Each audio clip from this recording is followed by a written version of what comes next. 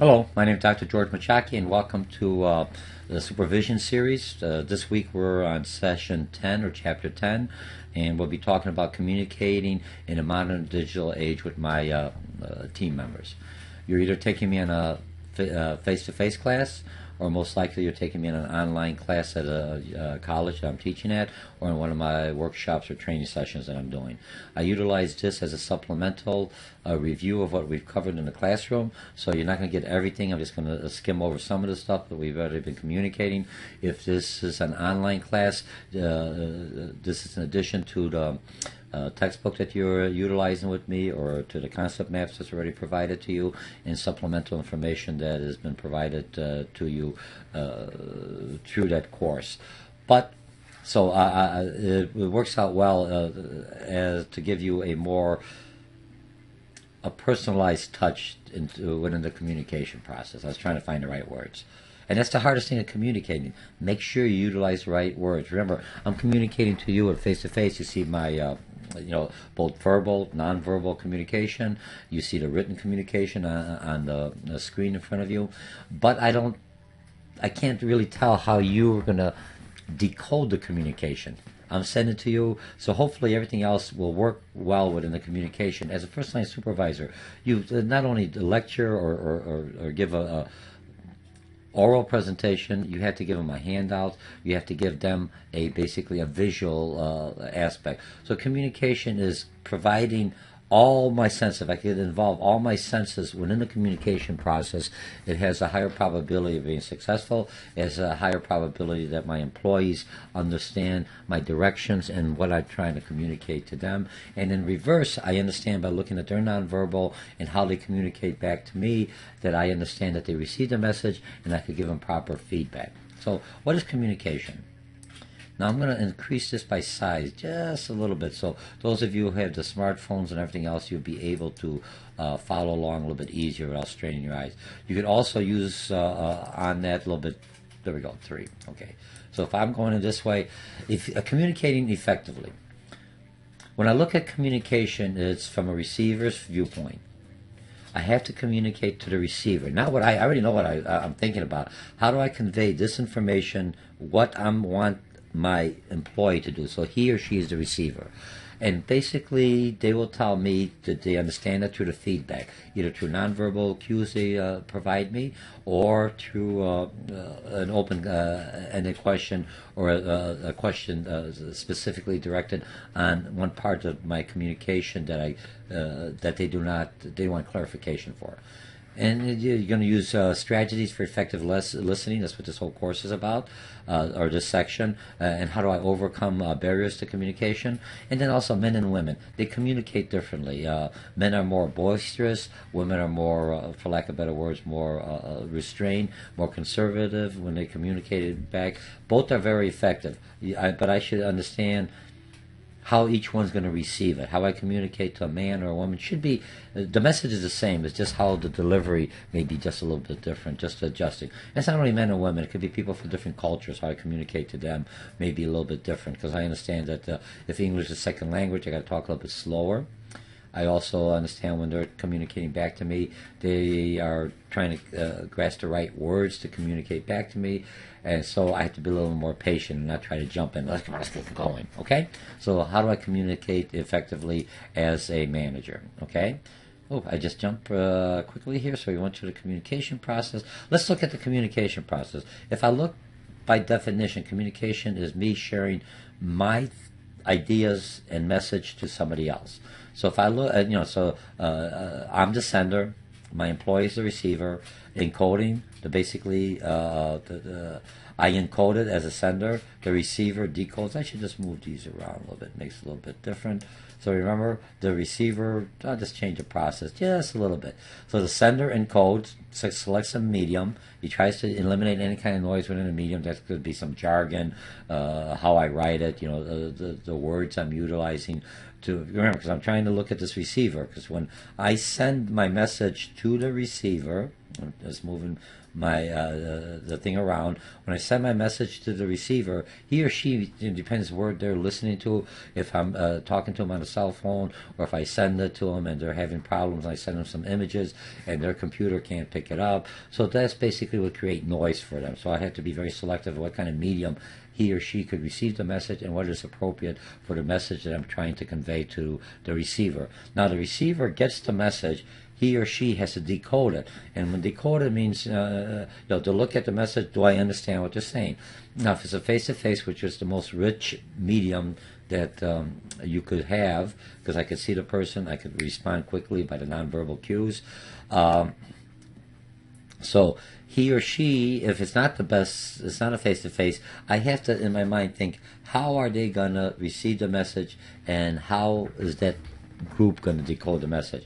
And how do I know that the message was received properly for both the receiver and the sender? Is basically through the feedback process. So if I'm looking at this exhibit that you have that's already been supplied to you in my workshop or in the classroom that you're reading, encodes it, the message goes to something, I create the message, so I'm encoding the message, I send it, and the receiver decodes it, and then basically when he sends me or she sends me the information through a feedback, they encode it again, looking at how I'm going to decode it, and then I get it and the process starts.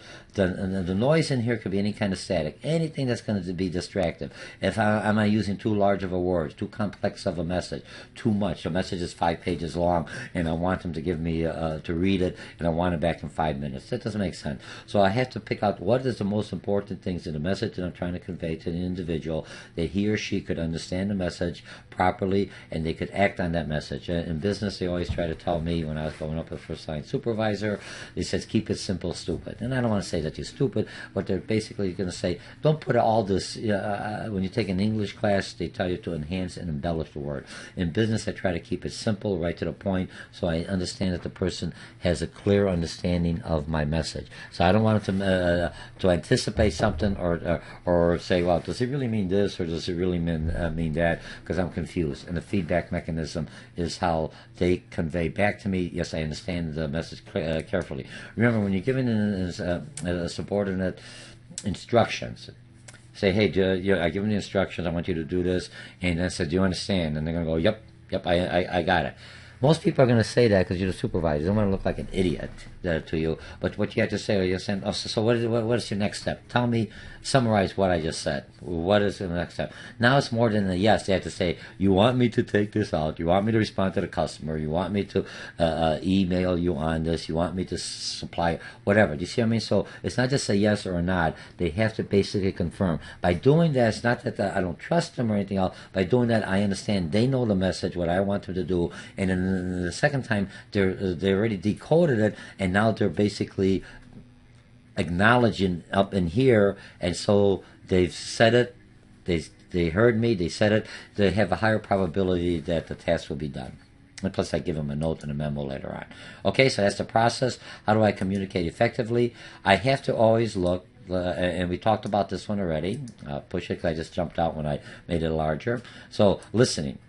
There's two things. Hearing is basically, we naturally have 2 ears, so it's a brain registering sound. It could be any sound. It could be noise, it could be static. It's registering everything. But the definition of good listening, now listening, remember God gave you 2 ears, 1 mouth. You're supposed to listen twice as hard as speaking.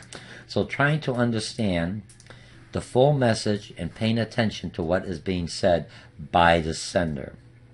I'm the receiver, so I'm listening.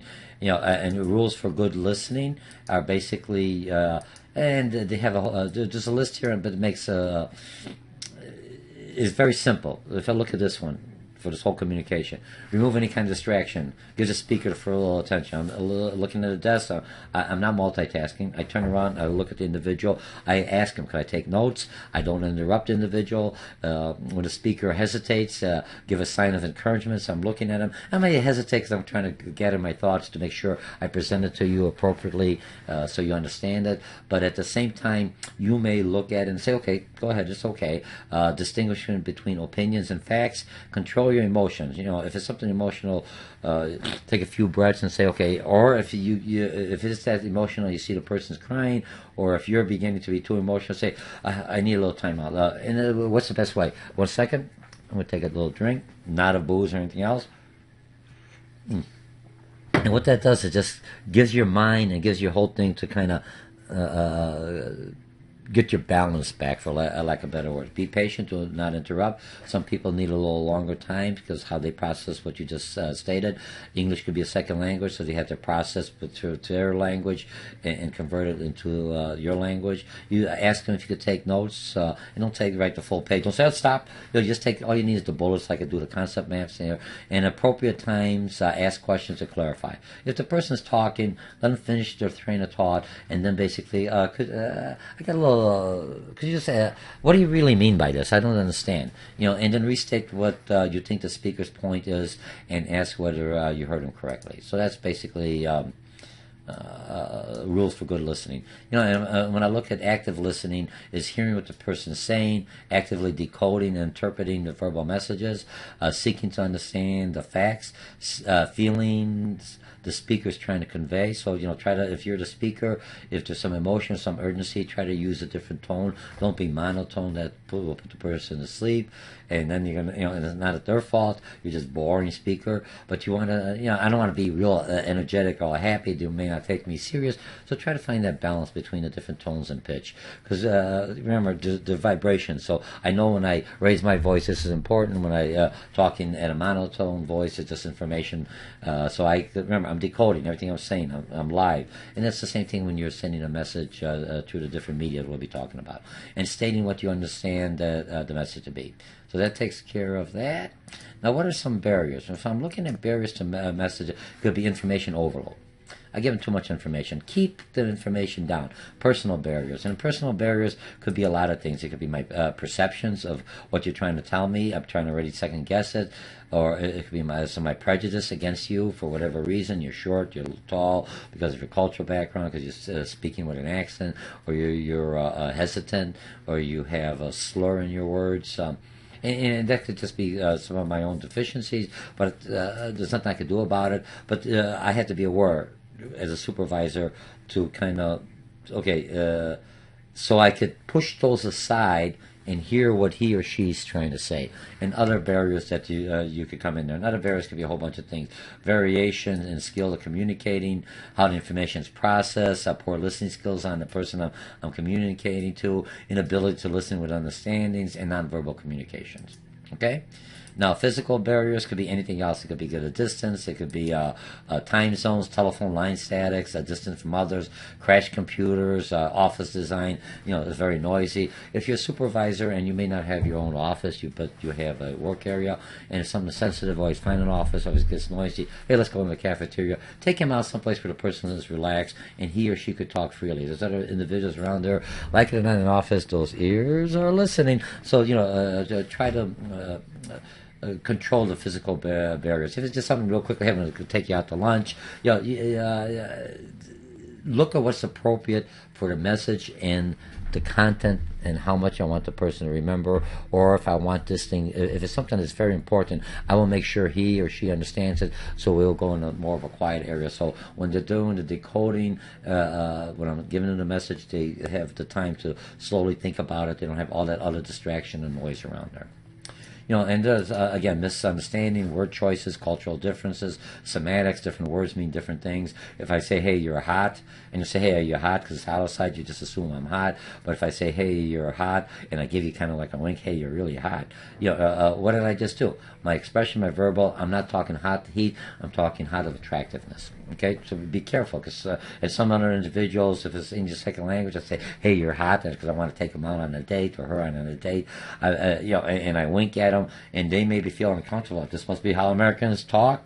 I says, yes, okay, yes, and I wink back at them. There's a misunderstanding. And try not to use jargon. The jargons are utilized within your department. You may have certain jargons, but when you're leaving other people coming in, they may not understand the jargon, or they may have a misunderstanding. So I try to minimize jargon completely, but it's just human nature. People are good at jargons because it's easier to shorten the whole phrase. But just be careful. This individual is not from your team. Make sure you are cognizant that you don't use the jargon. If you use the jargon, explain what the jargon is supposed to mean. Figure men. And here's the whole thing of misunderstanding. I look at it as a young lady. Somebody else depends. If you look at it stirring up, you could see that the facial changes this way, and now it's an older person. So once I see the older person, do I see the younger person? So you try to find that balance. Remember first impression. And the first impression is also, when I'm talking to someone, the first impression is the same thing when I have an oral communication or a written communication from another individual. Okay, so we turn that off. Okay, let's go verbal message. Verbal message is really clear. A message that consists of words. So oral presentation, communication, conversations, meeting, interviews. How I talk in an interview may be a little different than how I talk when I'm at home with the kids, or how I talk to somebody at a bar or at a church. So remember, at meetings, I change it. Is it a formal meeting or informal meeting? Formal meeting, I'm doing a big presentation. I'm a little more, for lack of a better word, stuffy, more conservative. When I'm in a general meeting with my team, I may be a little bit more relaxed, ties off, and my communication style is still I'm conveying the message, but it's at a different level of intensity, for lack of better words. Okay, and then formal presentations is usually more structured, dress nicely, have a power presentations, and you practice on those. Okay, some sources of nonverbal communication, and these are kind of there's a whole bunch. The book talked about a lot of them. Messages conveyed without using words, body movement and gestures. How I move. If I cross my hands, does that mean I am defensive? And there's a whole section in handouts that I've already provided. From the material that you've been presented. If you're looking at this as a YouTube, you could just search it, different body movements and gestures, and we'll go in a little more detail. Okay, tone of voice. Remember, if I raise my tone of voice, I'm upset. If I'm quiet or I'm real quiet, it shows me I'm humble. Okay, silence is a good way. If you want people's attention, just don't say nothing. Look at them and just go like this, and then all of a sudden, is something wrong, George? Now I got their attention again. Touch. Remember, in business, they tell you, touch. Inappropriate touch. You can touch them on the back, show that there's some emotion. A handshake is another one. Facial expression. Don't grin at me. You know what I mean? If somebody says anything, I get that smirk. A smirk may be viewed as a sarcastic response without even saying a word. Facial, eye contact, look at the individual. If I look at people from Asia or different countries, they have different eye contacts. They don't look a person in the eye because that's disrespectful to shows authority. So in the U.S., if I'm not looking you in the eye, and I'm saying not staring at you, but basically looking most of the time, looking at your eye movement, facing you, it's indicating that you're either intimidated by me or that you're lying. But I have to look at this. This person has the culture and they communicate a little bit differently. And I'm a real big one on nonverbal, coming out of marketing and sales, so I pick up a nonverbal cues. But since we're working with a diverse work group nowadays, I have to look at the nonverbal cues. Because if I'm looking at nonverbal cues, in the U.S., just real gems, there's a whole bunch of stuff. I don't have the time for all of this in the short 20 minutes I'm going to do this. But a nonverbal, in the U.S., if I'm nodding, I say, yeah, I mean, I'm agreeing. Yes, yeah. I'm agreeing with you. If you get people from the Middle East or maybe from the Asian culture, when I'm nodding, they're not agreeing with me. They're acknowledging that I heard you. Doesn't mean, yes, I want to go with this. Do you see how I mean? Just that one little change. So I'm all happy with it. They're agreeing with me. They're just acknowledging me. That's all. Instead of going, yep, they're just nodding. So be very careful. You have to understand your team, and if you have people from different cultures, do a little background. Not, even ask them. I says, when I'm communicating with you, do you understand what I'm saying? Looks like you're confused, but not in front of the whole group or the other people, because then they feel like you're focusing just on them, and they may feel a little bit self-conscious, and they're always going to tell you in front of a group, yes, I agree with you. take them out for a cup of coffee or something else, to sit them when it's just you and me, and say, hey, how could I communicate to you better? It seems like you're not understanding me, or because I see you, other people, you're asking them what I just said. I want to improve on my communication skills. If you ask for help from the individual, they'll most likely tell you what's an appropriate way of communicating to them. And then, I'm not stereotyping, but now I have a general idea when I communicate with a person with a similar background. Here's what I should be aware of or conscious of, okay? And then etiquette for proper distance, and then some practical tips. I think what I had, maintain good eye contact, nod your head to convey listening. Remember, listening. Now when I nod, I'm going to say your agreement. Lean forward to show interest. Use the tone of voice to match your message. Avoid eye contact. Try not to avoid eye contact. Look at the individual. Don't stare at them. Closing your eyes or tense facial muscles. Excessive yawning. And some people are just tired because they party all night, or they work. They have 2 jobs, or they just had a baby, and basically they're up all night. And I'm looking around. Am I boring you? You got something else to do? So you kind of look at that. So if I'm yawning, if I'm yawning, say, my wife just had a baby, and man, he's crying all night long, and my child was sick. I didn't get any sleep. Now I understand this. I don't take that yawn as boring or that you're bored with me. I understand that you're just tired, okay? Using body languages conveys indecisiveness, and talking too fast or too slow. And, if I'm talking too fast, it could be nervousness. I talk too fast because I'm enthusiastic about the subject area. Talking too slow is basically, again, why am I so careful with my words? But you have to look at at that individual. Now, if I'm looking real quickly, when looking at a simple thing, when you approach to your team members, Americans on an average stand about 2 feet apart when conducting business. Middle Eastern staying 18 inches, so that's real closer. So if I stand too far apart, they may take that as a nonverbal cue. I don't want to communicate with them. Asian and many American cultures leave a space of 3 feet. How do you know if you've violated a personal space? Is when I come to that individual, they basically back away. Then I should take that as a hint, a nonverbal hint, that I should keep this distance. I have friends still a little closer. If I'm talking in a meeting and we're a lot closer, so what's appropriate? The only time people come together is in an elevator. If I know in an elevator, they all come together, no one looks at each other, they stand like this, and then when the elevator comes, boom, all of a sudden it's like it's compressed, because I need to get in an elevator, my space, I have to, physical area dictates they have to be close, but the minute I come out, you see how the spaces, people go back to the normal distance that they feel comfortable with. Okay? Remember, okay, so we take care of that one. What else do we have? Now we're going to go on the other side real quickly. Now, part of the communication that you're going to do as a supervisor, you're also going to be doing presentation. Remember, a supervisor does a lot of training, does a lot of presentations to the work group. So when I'm looking at, before you do a presentation, even whether I'm doing this, I have to research the subject thoroughly. I research the audience. I have a general idea. You're in one of my classes. You're a supervisor or a small business owner, or you're in a management and you're trying to improve on your communication skills. And this is a required course, or this is a training that someone sends you into the workshop to improve on your communication. So, but when I'm talking like this, I have a general idea what I should go out there, but I may say something that may upset somebody, or somebody may look at this and say, what did he really mean? Then you go back to the resources, go back to the handouts, look at the material that you're reviewing, and now it should make some sense to it. Start with the focus on benefits that you're offering. Here I'm going to help you improve your communication with your employees. If you improve that, the morale is better. There's no misunderstanding. Everything else that we talked about previously. Practice your presentations 1 or 2 times. I do a lot of recording. Sometimes I mess up at the beginning. I got to get into the mode, but I can stop it. I can edit it. But the more you get comfortable communicating, it becomes a lot easier.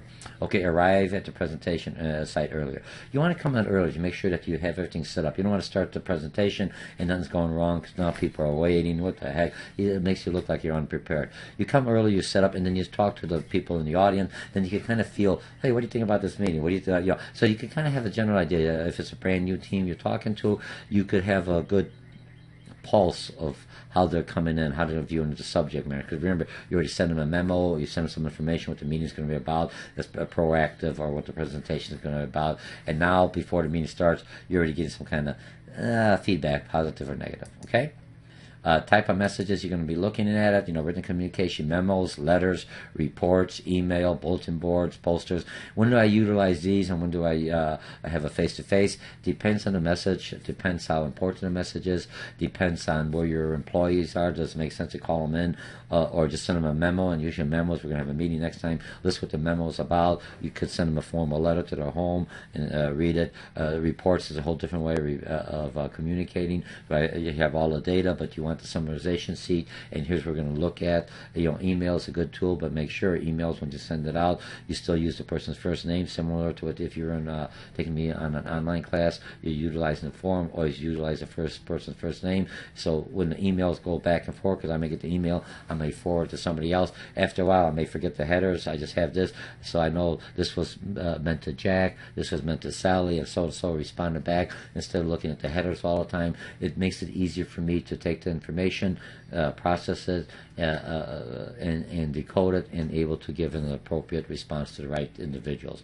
And then bulletin boards are nice. They're up there, selling. When you do bulletin boards, there's a lot of stuff out there. After a while, you got to clean it up because no one's reading it. I got more garbage up there. Ends up being a fire hazard. So maintain your bulletin board, take it down, make sure the information is timely and it's not offensive to anybody else. And same thing with posters. So it's not offensive to other cultures or men or women. That's not sexist. That's not racist. And it may not, some people, I'm not going to talk about the certain symbols. Some of them may put a Confederate flag up there. Sure, it works with, it's basically associated with slavery. It may be offensive to some individuals. Other people say, hey, it's part of history. If I'm teaching history class, fine. If you're at home, fine. But here it could be offensive, and I want to minimize that. Because if it's something offensive, then basically the communication with other people, they're going to say, it'll be noise for the individual, so he's not listening to your message. If I come in there, I got a Confederate flag on there, and I'm talking to an audience that's predominantly African American or people of color, they may take that as the wrong man who's got the Confederate flag, even though I may not even think about it because I'm looking up from the South. You know what I mean? But did you see how the noise is there? They're looking at that, and all my message is now tainted. And I'm just using that as an example, okay? And it could be other things that you have in there. Choosing the message type. Okay, so when I'm looking at message type, do I send them an email? When I'll leave these two open, and it makes it a little bit easier. So when I'm looking at a different message type, which ones do I want? You know what I mean? So if I'm looking back in the view, let me go back in here, and I'll put this at 200. I think that'd be pretty good. You could always make your screen larger. So if I'm looking at different message type, time and cost. Memos, emails, real.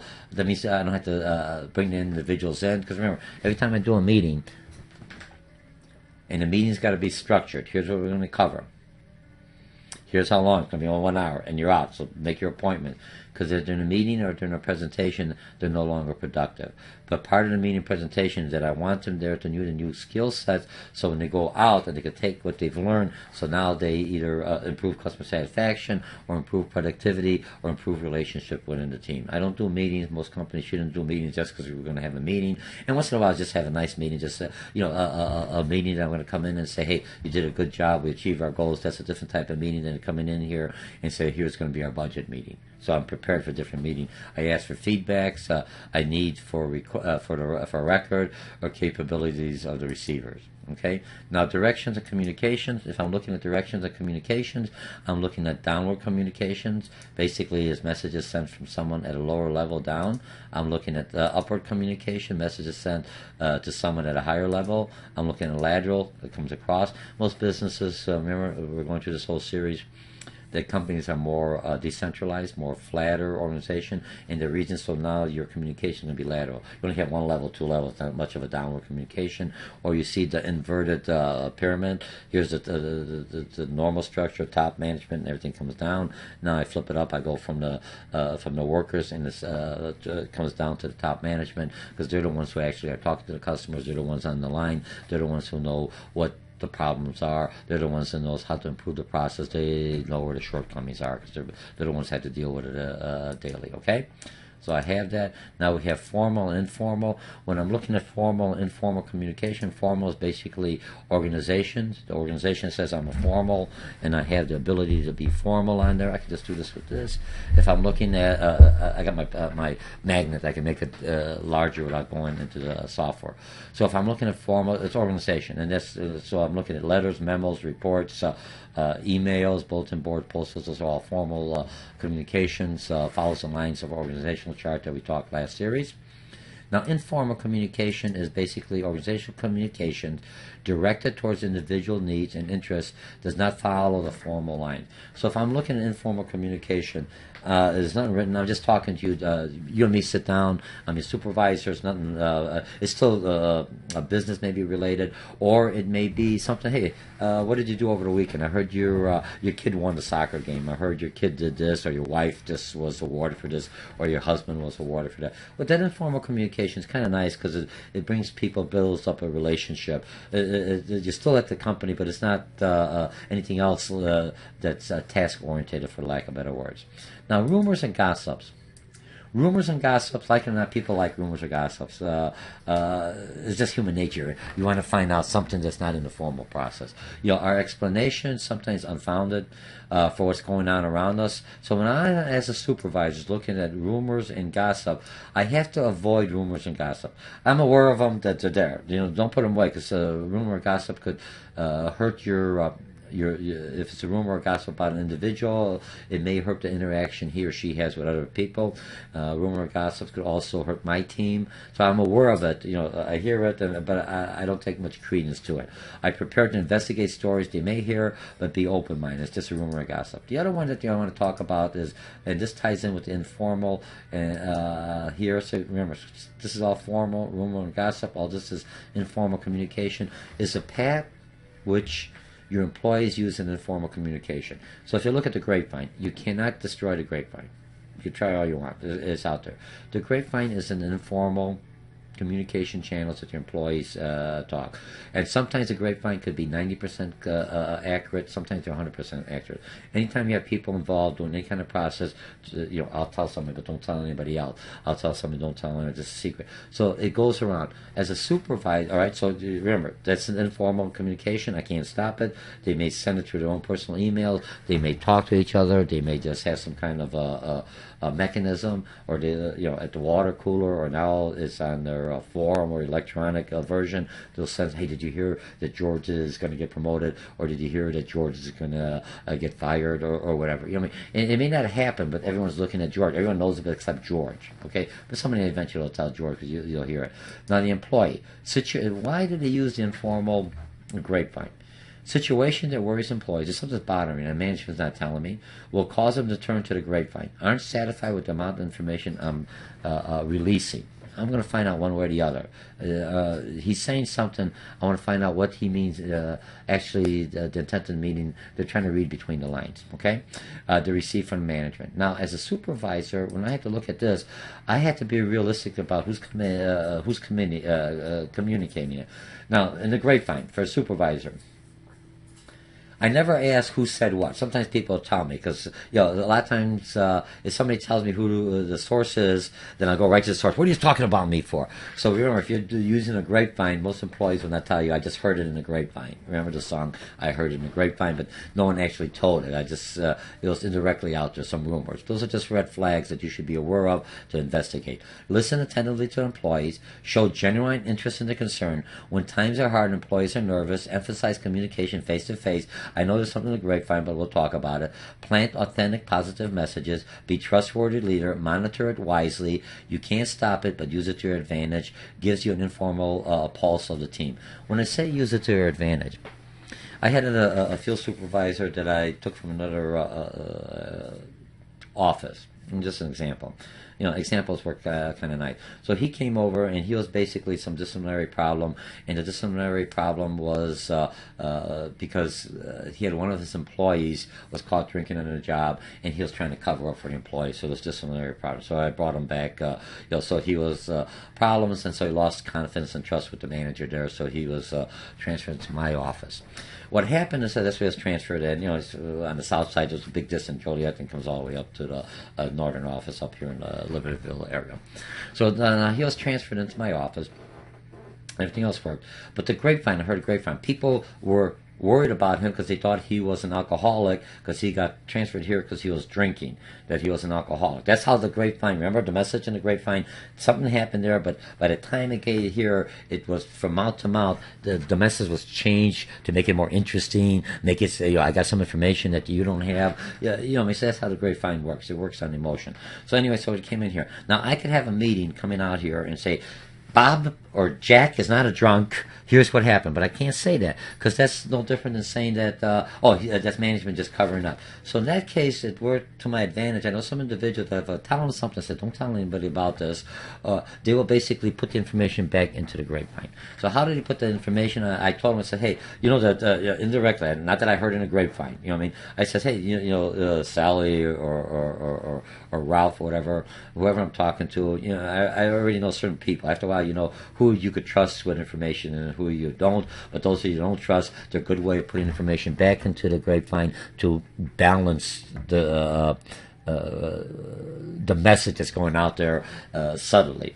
So I said, Bob came over here. I said, I hope he's doing pretty good. He's a good manager. And yeah. Even though, I says, yeah. I says, he's really doing pretty good. I says, And then somehow in the conversation, I tried to say, that the reason he was transferred here, I says, he was backing up an employee that was caught drinking, and he didn't turn that employee in, and that's why he came back in here. So I know he's kind of looking, so don't go drinking or take him out for a drink or anything else. He's a little sensitive about that.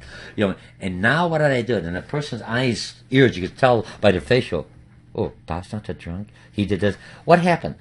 The same employee that other people that were working for him would not trust him because they figured, is he drunk? They're always looking to smell his breath. Now they have a different look at them. The person covered for them. The person watches my back. I'm not saying that. That's not the behavior I wanted, but I just changed that around. And all of a sudden, he was more effective.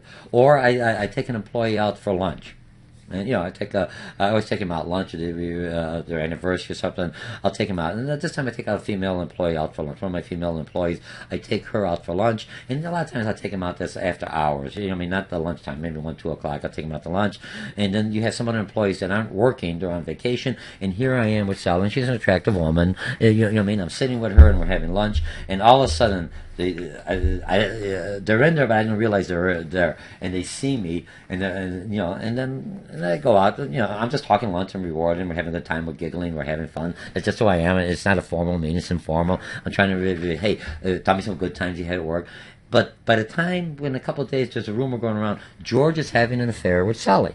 Now, I could go up, I am not having an affair with Sally. I just want, no one to believe it. He's trying to cover up. So basically now, the same employees, if I know who's doing it, coming in there, I said, hey, or in a meeting, I said, I want to congratulate Sally on her 20th anniversary or a 5-year anniversary. I took her out yesterday at so-and-so's restaurant at 2 o'clock. I took her from work and I let her go home. After that time, we work at 4, so we had lunch and let her go home as a reward. All of a sudden, what did I just do? I put that in, or I told the individual, I don't have to have it in a meeting, I could tell somebody else, and now the grapevine, they put that, he's not having an affair, forget that, that was just, Jack was just coming up with something else, he just took her out for an anniversary. You see how I could change it around, and it makes it work into your advantage. You can't stop it, you can't get rid of it, you have to be aware of it, and you have to know, how do I feed it, how do I take it out, and sometimes I may have to make a formal statement, no, this is not right, this is definitely falsehood, but you have to be, remember, communication, you want it to be believable. You want it to be acceptable. And we have a lot of politicians. They say one thing and do another thing, and they're always covering up. And at the end, I'm sorry, instead of being straightforward. But you have to be aware of what is going on. Don't put your head in the sand. You can't stop it. And I basically use it as a way to, like I said, I like using it to see the pulse of the organization. Now, the other thing is I'm looking at different styles. Now, this is something I throw in there. Your styles changes depending on how I want to communicate the message. If I'm assertive, right? If I'm aggressive or if I'm non-aggressive, passive for lack of better words. Okay, so I'm just going to go through that. Make sure don't be too over assertive, don't be too over aggressive. If I'm too aggressive with a new employee, he or she's going to be intimidated to not listen. He's going to hit me, or just so afraid. Right? It's almost like you have a dog that's been beat up all the time, and I pick him up from the pound, and I just raise my hand and go, why? It's not that I'm not doing anything else. It's just it's a second nature. Every time somebody is like that, they're eating in my face, spitting in my face, or yelling at me. So remember, you utilize those aspects. It's good to be assertive at an appropriate time. It's good to be aggressive at appropriate time, and sometimes it's good to be passive. So you have to look, when are you going to utilize these different styles to convey the message? Remember, that's your emotion that comes in there, and I think I'm not going to go with all of that on here. Okay, maybe real quickly. We're already in here. I'm already a little bit over. Expressing self-enhancing, but does not take advantage of other. Pushing hard without attacking. Permits others to influence outcomes. Enhancing without intruding on others. Good eye contact. Strong, steady, audible voice. Facial expression. Now here's when I go men and women. Now men. It's a natural. Men are more assertive than women. Now, some women, because they're mentored by men, they come across being a little bit more assertive. Because they're assertive, other people may look at that, because most women are more of a nurturing type. I'm not stereotyping. In general, I have a lot of women that are very assertive, right in my face, meaner than men. But I'm not going to say, but that's an exception. But majority are pretty nurturing, team building, and everything else. They raise kids, or they have a different type of just human nature, different type of personality. Where men are a little more assertive. Just a lot of men that are very calm and non-assertive. But overall.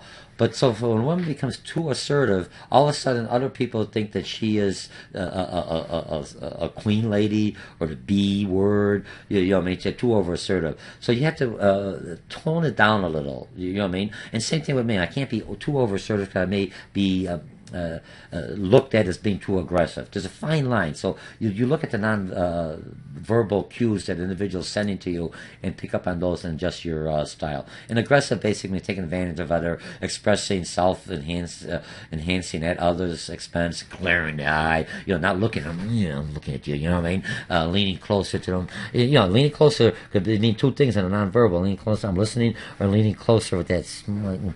You listen to me. Remember, I'm just making the faces, or moving away. Okay, and pointing a finger. It's okay to point here, not in my face. Someone's going to bite it off. Clench fists like this and going, yes, I understand. Yes, what else do you want to say? I'm looking at the nonverbal and frequent interruptions. Some people just do that. And non-aggressive is basically encouraging others to take advantage of me, timid, self-denying, little eye contact. And that's where a lot of people sometimes may look at a person from the Asian culture. Remember, not stereotyping, generalizing, slump posture, wringing of the hands, or weak, whiny voice. And that may just be your voice. You can't do anything about it. So you have to kind of compensate, trying to put that masculine voice, or that more assertive voice. Okay, so we're done with that. Last thing we're going to talk about, communicating in a computerized information age. Like it or not, this is it. Multi-communication. Use technology to participate in several interactions. When you look at my baby boomers, they may not use the internet and everything else. They want the face-to-face. Face-to-face is still active. Face-to-face is good. If I got something very sensitive, or something I want to talk about, I got customer complaints, I try to resolve it. Email, if it's not working, let's have a meeting. It's easier. I could resolve it, because it's the most richest communication. I could get feedback right away. Non-verbal, you see the person. So the internet is one way of doing it. Internet is basically a global network of computers. So I understand this. Intranet is within the organization. And when I use the internet, or when I don't, a lot of people have the smartphones or smart tablets. So that's a means of communicating. They have to come to my meeting. Hey, remember, there's a meeting next week. Hey, don't forget about. I utilize that in the course management when I teach online classes. I send them information through the email, through the internet. So they have announcement boards. You have the email as a reminding. All that is indirectly helping you remember. Extranet is basically connects internal employees with selected customers, suppliers. It's another way I don't have to meet them all the time. They're into my a system where I could download information, or they could order information directly. Email basically has benefits. It doesn't have benefits, and this is the biggest one. I'm going to spend a little time in here. Benefits: reduce cost of distributing information, increases teamwork, reduces paper costs, increases flexibility. Be careful when you email. All right. Drawbacks: reduces cost of distribution information. Right. This one here does not belong there. Okay. Increases teamwork.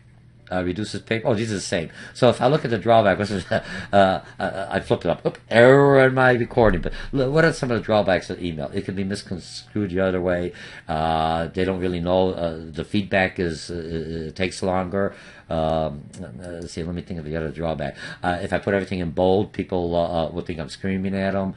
Or if I use too large of a words, they'll mess up. One thing you have to understand with email: if you send in an email, real quick, general information shouldn't be longer than 2 pages, 2 paragraphs.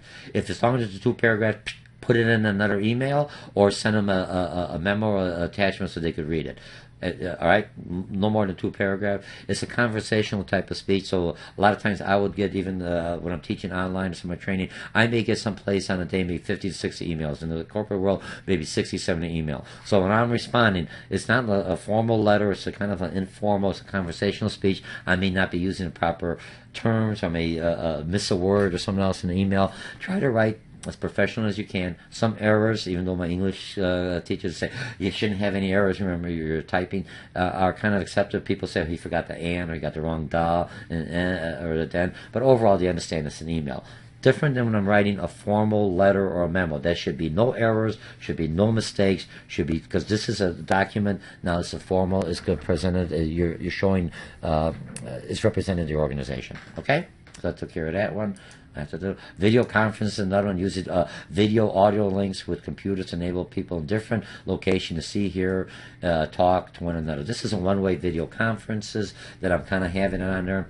Sometimes they have Go Meetings or Meeting.com where they could have the webcams, and when you're talking, you come up there, or you can see other people on the bottom, the different faces looking at you. So when you're doing something like that, get used to the webcams. A lot of you are doing the Skype, and the other one didn't put in here. If I'm looking at Skype and FaceTime is another way of communicating using the technology. Telepresence is advanced of one location. I got computers, and it's live with a microphone. Group support systems. I'm looking at different ways using computer software, for lack of better words, and hardware to help people work together. Okay? And how does that work? If I look at the software, I don't have to have a technician. If I got a problem with my software, I give them access to my IP address, and next thing I know, everything's moving. They can see exactly what's there. They get into my hard drive. Be careful. There's a lot of companies that say, hey, give us access, we'll resolve your issue. You don't know who's at the other end of that line, especially if you got like a Comcast or some of the other AT&T, what do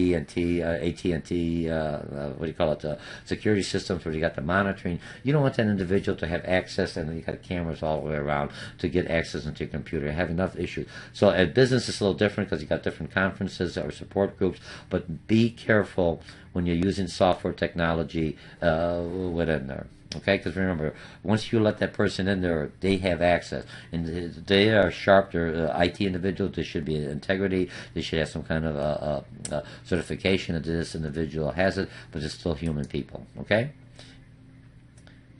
And then the next one says teleworking, a workplace where employee does part of his job at a remote location, uses various information, also called telemarketing. Some people will work at home, sales. I never would meet my sales team. They were out there. I'd bring them in once a month, but I knew they were alive. They were functional because every day they had to upload, download what they did, and all that information is. I may have meetings as a general meeting that I just call a meeting. Everyone's on the computer, and we're meeting with the webcams. But every now and then I had to bring them into the meeting because, like it or not, communication, after a while, they still need that face-to-face communication. I can't touch you on the screen. I could, you could look at me, but I can't touch you. But you could, so you need that personal interaction within there.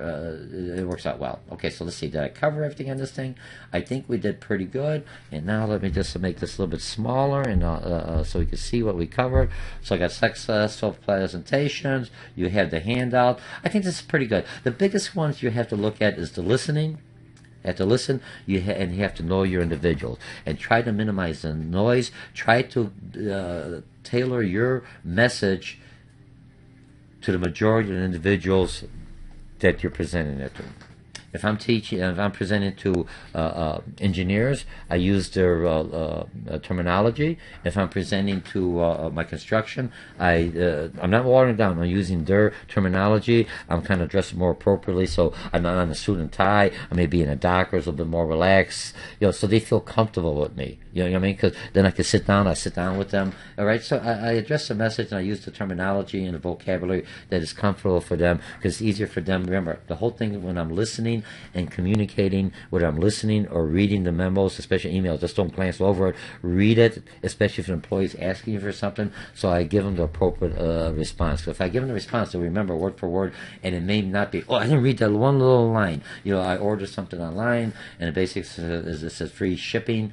On eBay, and what happened? It's free shipping. All of a sudden, when I'm getting it back, ready to pay it, at the bottom it says, I just put it in free shipping. You have to pay for it yourself or come and deliver it. Whoa, wait a minute. That wasn't in there. So basically, I picked that up, no payment. You know what I mean? So you have to be aware. I mean, in the other individual was someplace in a small comment, very small line. So be careful. I'm not saying this is extreme, but when you're communicating with individuals, make sure you're listening and you look at it, the individual. You could communicate to the team, so you give it to most of the team, but some people, members in the team, may need an extra explanation. Do you want to use that time effectively so everyone else go, I already know what you want? So that individual, I know that may be a little bit slower to process information. I may ask them, hey, Jack, Sally, come on over to my office. Hey, you understand what I want? I know a lot of times you have more questions, but you want to ask us because I'm tying, and you want to be the one that's asking all the questions, and you feel like you're not grasping everyone else's. We already know it because you want to leave. So did you see me? So I'm still communicating overall general areas, and individuals that I need more specific clarification, I'll pull them out and talk to them. Not at a meeting. I know you don't understand. Come over here. Wait after the meeting. I'll explain it to you. Or you can say, come in my office. I'll show you or explain it. So try to give them as much, visual aid, handouts. There's some people, they may hear it, but they still need to see it and read it, and they'll process information differently. So anyway, that's my this is a section as a supervisor, communication. It builds your trust, it gets your work done. Make sure they understand it. Don't take a yes or no. Have them restate what they want, what you want to do. Make sure you summarize. When you take some classes in communication, make sure you give them some kind of handouts to take notes, and they understand it. And once you have if you're communicating well, there's no misunderstandings. There's no misunderstandings. Customers are satisfied. You're satisfied. The team is working well. There's no reason for grapevine. There's no reason for rumors or anything else, because there's no misunderstanding. And you're an effective manager, and then you're ready for the next level. In the next level, you're going to have more individuals communicate. So once you master it as a first-line supervisor, as your organization grows, you have those skill sets. How do I present to a larger group? And because I'm looking at the different segments, and how do I make my communication able to be decoded by multiple individuals. And that's basically what your middle manager skills have, and your presidents of organizations, because they know how to communicate to all levels in a simplistic, easy to understand area with some examples added to it. So my name is Dr. George Mochocki, and I'll see you in our next series or in the forum if you're taking me on an online class. Thank you.